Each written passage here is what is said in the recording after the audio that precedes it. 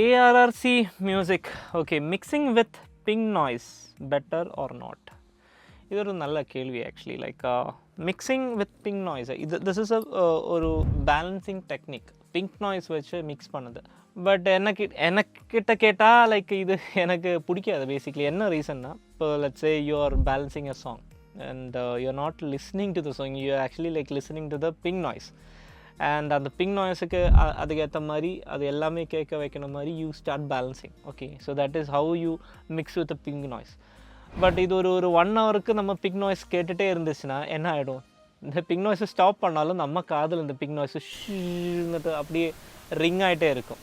So basically இங்கே ஒரு creative balancing or creative mix want happen. It is just like ஒரு balance.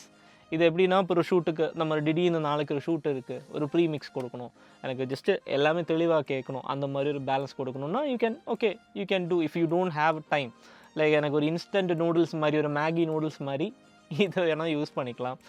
But if you are seriously looking in to that song mixing, ஏன்னா mixing சொன்னால் you don't take it so technical because it's an art again. So என்னை பொறுத்த வரைக்கும் like இப்போ நம்ம லிரிக்ஸோட கண்டென்ட்டுக்கு ஏற்ற மாதிரி லைக் வோக்கல்ஸ் வந்து ஃபோக்கஸ்டாக இருக்கணுமா, பின்னாடி இருக்கணுமா, ஸோ இதெல்லாமே வந்து depends on the lyrics and the feel of the song.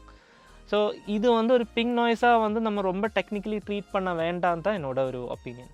Thank you for வாட்சிங். Let's talk song.